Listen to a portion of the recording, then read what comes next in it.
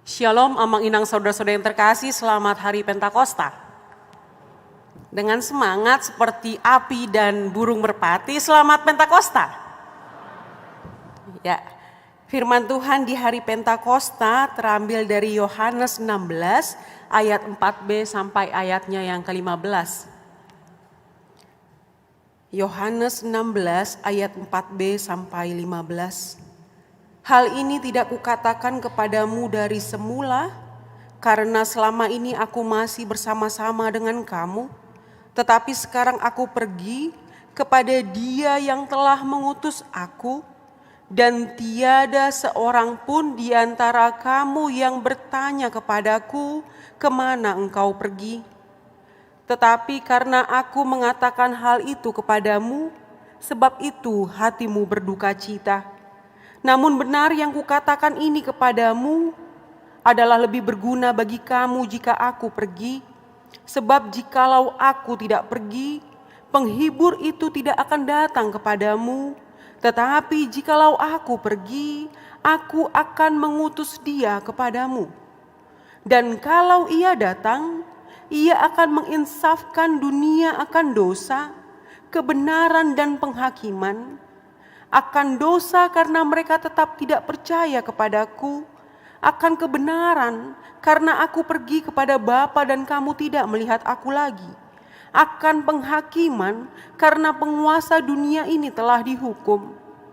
Masih banyak hal yang harus kukatakan kepadamu, tetapi sekarang kamu belum dapat menanggungnya.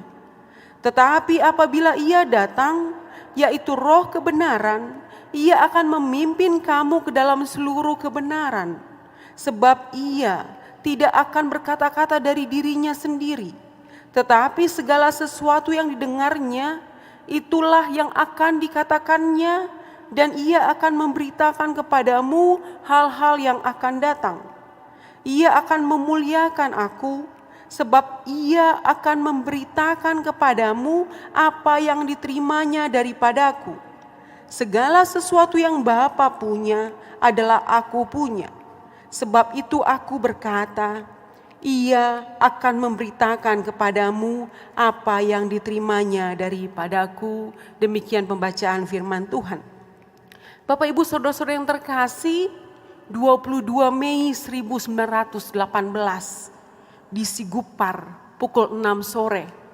Ketika orang-orang tahu Nommensen sakit parah, orang-orang datang menjenguk. Apa kata Jonathan Nommensen, anak dari Nommensen? Kata pendeta Jonathan Nommensen, tidak apa-apa Bapak, Bapak semakin pulih. Tetapi nyatanya tidak. Pukul 7 malam 22 Mei, Opui Nommensen merasa sakit luar biasa di bagian dada. Ia merasa sangat sesak dan nafasnya mulai tersengal-sengal. Dan ia mengalami kesulitan bernafas. Lalu menantunya, istri dari pendeta Jonathan Nommensen, membawa semangkuk susu horbo. Tetapi Opui Nommensen tidak lagi bisa menelannya, bahkan memuntahkannya. Lalu Nommensen Opui meminta putranya, tolong dulu urut kakiku ini. Setelah itu ia gelisah ke ruang kerja, ke tempat tidur, begitu dengan amat sangat lemah. Kepada putranya Opui berkata, betapa sedihnya mengingat dua putrinya yang di Jerman sana masih anak-anak, mereka akan yatim piatu. Lalu Opui Nommensen membuka lemari dan memberikan ini pesan-pesan. Kalaulah aku mati nanti, ini yang harus kau lakukan kepada adik-adikmu. Kalaulah aku mati nanti, ini yang harus kulakukan. Pesan-pesan Opui Nommensen kepada putranya. Tetapi putranya bilang, belum waktumu untuk meninggal. Tetapi apa kata Nommensen? Ia menjawab, aku telah berkali-kali nyaris mati.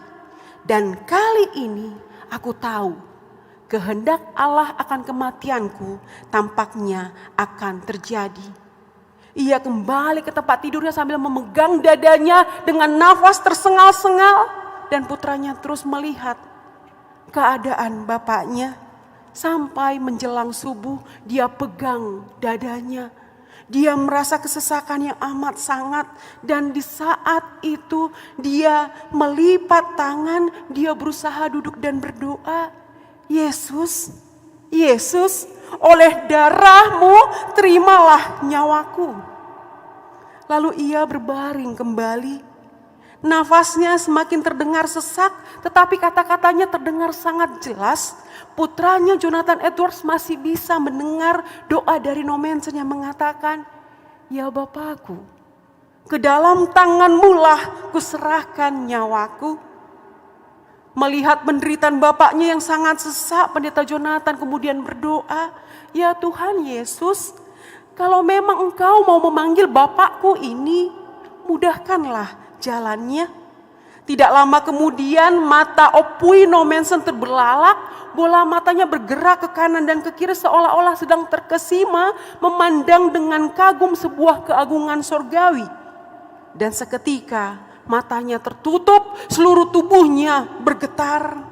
Dan sesudah itu lonceng gereja Sigumpar berdentang dan wajahnya terlihat damai seperti seorang yang sedang tidur dengan nyenyaknya.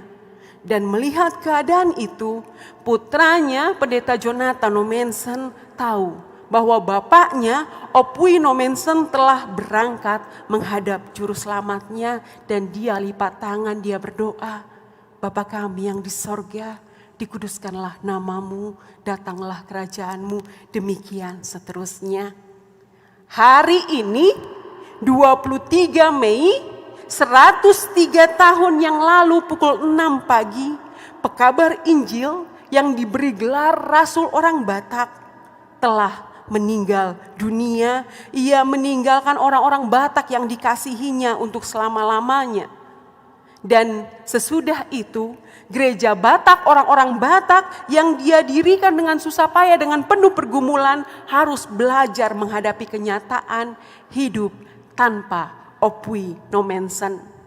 Bapak Ibu saudara-saudara yang terkasih, ini kisah tentang kepergian Opui Nommensen yang tepat hari ini 103 tahun yang lalu ia meninggal dunia. Itu tentang kepergian untuk selama-lamanya, tetapi di hari ini, di ayat kita di hari ini kita disuguhkan ada kepergian yang tidak untuk selama-lamanya. Kalau Nommensen pergi untuk selama-lamanya, ada Tuhan kita yang memberikan pesan-pesan, saya akan pergi. Tetapi kalaupun pergi, ingat, akan ada roh yang dicurahkan, roh penghibur untuk semua manusia. Hari ini adalah hari Pentakosta. Kalau Bapak Ibu saudara-saudara yang terkasih membaca Kisah Para Rasul 2 ayat 1-13. Ada sesuatu yang sangat istimewa yang terjadi. Karena apa? Karena orang-orang yang berkerumun pada waktu itu, ketika mereka berkumpul satu dengan yang lain, tiba-tiba Roh Kudus tercurah melalui api. Dan di situ orang-orang berbicara dengan bahasa-bahasa asing, tetapi mereka mengerti satu dengan yang lain. Kita boleh lihat ada hal yang istimewa di Pentakosta. Siapa mereka yang berkerumun? Apakah mereka terpelajar? Apakah mereka tahu bahasa A, bahasa B, bahasa C? Tidak. Mereka sebagian besar adalah nelayan. Mereka adalah orang biasa yang pendidikannya tidak tinggi. Sehingga ketika Pentakosta, Roh Kudus yang hadir di dalam diri orang percaya, kita boleh lihat mereka menembus batas dari diri mereka. Mereka yang tidak bisa berbahasa asing, mereka yang tidak pintar itu ternyata bisa berbahasa asing. Karena apa? Mereka kecurahan Roh Kudus. Hari Pentakosta, orang percaya yang diliputi oleh Roh Kudus. Hari Pentakosta, kita-kita yang lemah, kita-kita yang berdosa, kita-kita yang tak punya pengharapan, saat ini dikatakan, hey, akan ada roh penghibur untukmu, akan ada roh yang terus menyertai engkau senantiasa sampai kepada akhir zaman. Bapak, Ibu, Saudara-saudara yang terkasih, ayat 7. adalah lebih berguna bagi kamu jika aku pergi. Sebab jikalau aku tidak pergi, penghibur itu tidak akan datang kepadamu. Tetapi jikalau aku pergi, aku akan mengutus dia kepadamu. Pentakosta itu bicara tentang menembus batas. Yesus yang lahir, mati, bangkit dan akhirnya naik ke sorga. Menembus batas bahwa yang selama ini Yesus hanya berada di sekitar rasul, sekitar orang-orang di saat itu yang hidup bersama dengan Yesus. Ketika Pentakosta terjadi, kekuatan Allah itu tidak lagi berada di satu tempat, tetapi berada sampai ke seluruh pelosok dunia, tetapi berada sampai ke HKBP Tebet ini, tetapi berada sampai ke semua gereja yang ada di dalam rumah kita maupun di dalam bangunannya. Pentakosta membuat kita menembus batas. Kita lihat di kisah Pentakosta, kisah para rasul 2 dikatakan di saat itulah Petrus yang peragu itu. Kenapa peragu? Ketika Yesus berjalan di atas air, Petrus jalanlah. Seketika dia bisa berjalan di atas air, tetapi dia, gak mungkin saya bisa berjalan di atas air. Petrus yang peragu itu, Petrus yang menyangkal Yesus sebanyak 3 kali sebelum ayam berkokok 2 kali. Petrus di kisah Pentakosta akhirnya berani berdiri di serambi Salomo sambil meneriakan, barang siapa yang percaya kepada Yesus akan diselamatkan. Petrus menembus batas karena Roh Kudus dicurahkan, dia berani berkhotbah, dia berani memberitakan firman Tuhan dan berani melakukan mukjizat-mukjizat. Thomas yang disebut peragu itu, yang menyembunyikan diri di ruangan terkunci supaya jangan ada yang mencari saya. Supaya yang membunuh Yesus gak ikut-ikutan membunuh saya. Petrus yang menutup dirinya itu dan merasa bahwa kalau aku tidak menusukkan jariku ke tangan Yesus yang berlubang, aku tidak percaya. Tetapi Thomas itu akhirnya ialah yang akhirnya memberitakan Injil ke India. Orang-orang memberitakan Injil ke Roma, ke sekitar kerajaan Romawi. Tetapi Thomas memberitakan Injil di India. Dan Bapak Ibu Saudara-saudara yang terkasih, di India terjadi mukjizat. Setiap orang tak mampu menebang 3 pohon yang katanya berkuasa. Tetapi Thomas menebang 3 pohon ini hanya dengan mengucapkan nama Tuhan Yesus. Mujizat terjadi, pohon-pohon ditumbang. Dan Bapak Ibu Saudara-saudara yang terkasih, itulah awal mula kerajaan India pun mau percaya kepada Yesus. Mereka menerima diri untuk dibaptis. Dan warisan dari Thomas adalah gereja Mar-Thoma yang berada di Kerala saat ini. Dan saat ini jumlahnya 1,1 juta jemaat. Thomas menembus batas. Petrus menembus batas, No Manson menembus batas. Karena apa Bapak Ibu Saudara-saudara yang terkasih? Kematian No Manson tak lantas mengatakan jending di Tanah Batak berhenti.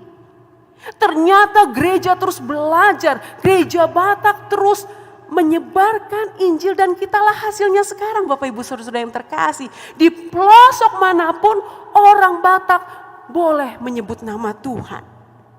Tidak lagi berada di kegelapan seperti apa yang terjadi di monolog sending tadi. Beritakan Injil.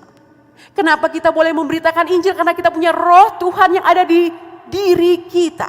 Hari ini kita diperingatkan ada Roh Tuhan bersama dengan kita. Mengapa engkau sedih Bapak Ibu Saudara-saudara yang terkasih? Engkau yang bergumul karena ekonomimu, engkau yang bergumul karena pekerjaanmu.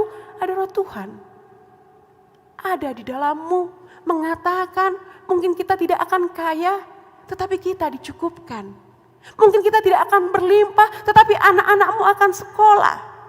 Para orang tua kami, ingat, anak cucu kita tidak akan meminta-minta roti ketika kita percaya kepada Tuhan. Pekabaran Injil yang saat ini menjadi tugas tanggung jawab kita di hari Pentakosta. Karena apa? Ada roh di dalam kita. Ada Yesus di dalam kita. Ada Allah di dalam kita yang mengatakan, mari sebarkan berita firman Tuhan. Mari katakan kepada anak-anak kita Yesus itu baik. Sehingga kemanapun dia melangkah, dia tahu Yesus baik. Apapun yang ia kerjakan, apapun yang ia butuhkan, ia tahu kemana dia harus berdoa. Katakan kepada orang-orang sekitar kita, hanya Tuhan Yesus lebih besar dari segala masalah kita. Sehingga kita gantilah bahasa kita, Bapak Ibu Saudara-saudara yang terkasih. Masalah, aku punya Tuhan yang besar. Ketika Roh Kudus ada di dalam diri kita, kita semakin kuat. Sekalipun kita sakit parah, bukankah itu yang membuat kita merasakan damai sejahtera? Ketika kita terhimpit ekonomi, bukankah itu roh itu yang memberikan kita pengharapan di dalam kehidupan? Pentakosta mau bilang, mari menembus batas. Batas kita di mana? Saya nggak mampu melayani Tuhan. Saya terlalu muda, saya tak bisa berbicara.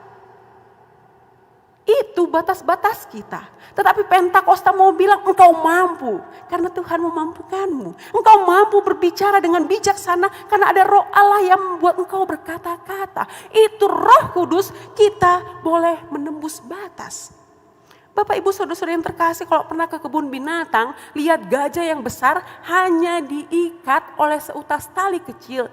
Dia tidak akan pernah kabur. Karena apa?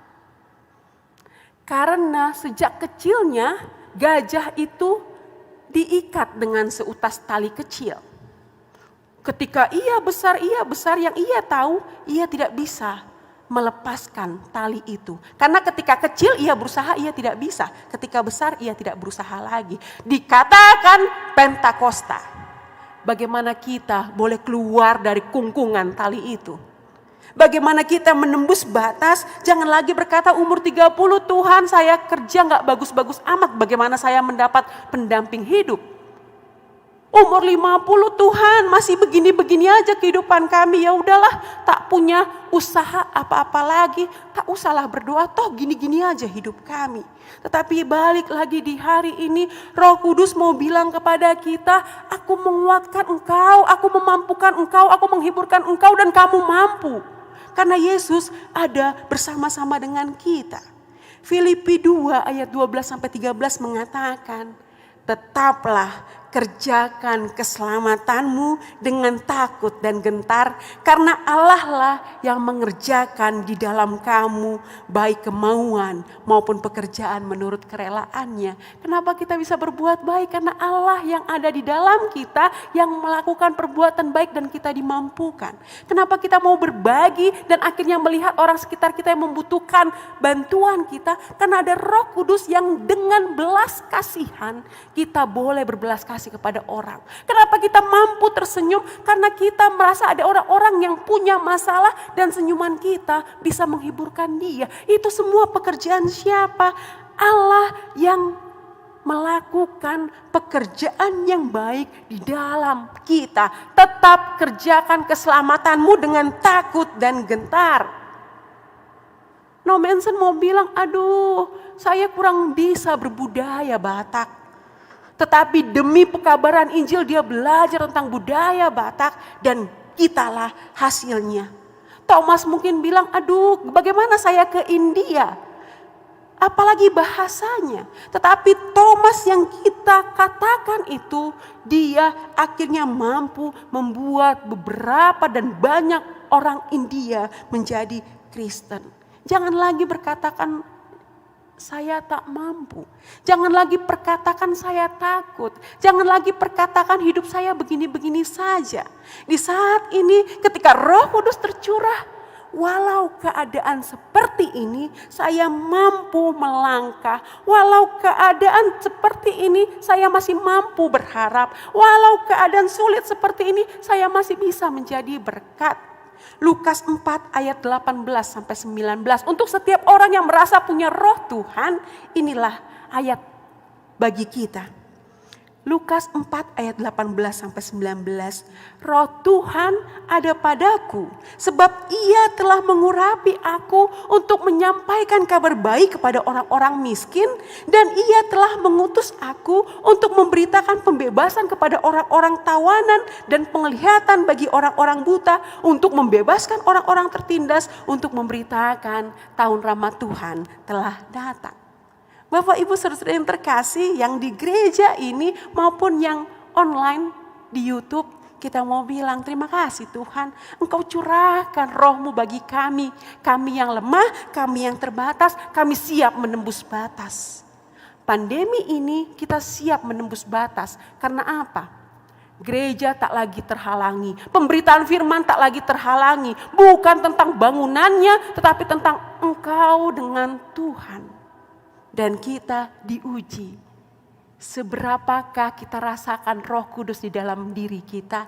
Seberapakah kita rasakan kudusnya ibadah di rumah-rumah? Seberapakah kita rasakan pertolongan Allah walaupun secara virtual? Tetapi balik lagi kita mau bilang, Roh Kudus membuat kita menembus batas. Jangan buat alasan untuk tidak bergereja. Padahal kearisan, padahal ke mall. Itu alasan. Mungkin ada orang-orang yang sampai saat ini belum berani kemana-mana. Roh Kudus membuat kita menembus batas. Jangan hentikan keselamatanmu. Beritakan firman Tuhan dengan takut dan gentar. Amin, mari kita berdoa. Di saat ini ya Allah kami tetap bersyukur, kami mengucap syukur karena Tuhan telah ada bersama-sama dengan kami. Pentakosta membuat kami merasa bahwa memang ada roh di dalam diri kami yang akhirnya menguatkan kami yang lemah, yang akhirnya menghiburkan kami yang sedih, yang akhirnya membuat kami berpengharapan ketika kami merasa tak ada jalan lagi yang bisa kami lihat. Itu Roh Kudus yang ada di dalam diri kami, sehingga saat ini kami memampukan diri untuk mengatakan, Tuhan, kami siap melangkah bersama dengan Tuhan. Kami siap untuk menerima campur tangan Tuhan di dalam kehidupan kami, dan Tuhan bekerja membawa kebaikan buat kami semua. Berkati pribadi kami, berkati keluarga kami, orang-orang di sekitar kami. Sehingga kami bersuka cita seperti api, seperti burung merpati yang tidak terbatas itu. Kami pun punya semangat beriman, kami pun punya semangat melakukan kebaikan. Karena roh Tuhan ada di dalam kami. Kami akan menari-nari seperti Daud, kami akan melakukan kebaikan karena Tuhan terlebih dahulu berbuat kebaikan. Terpujilah namamu Tuhan, mampukan kami. Dalam Kristus Yesus kami berdoa dan bersyukur. Amin.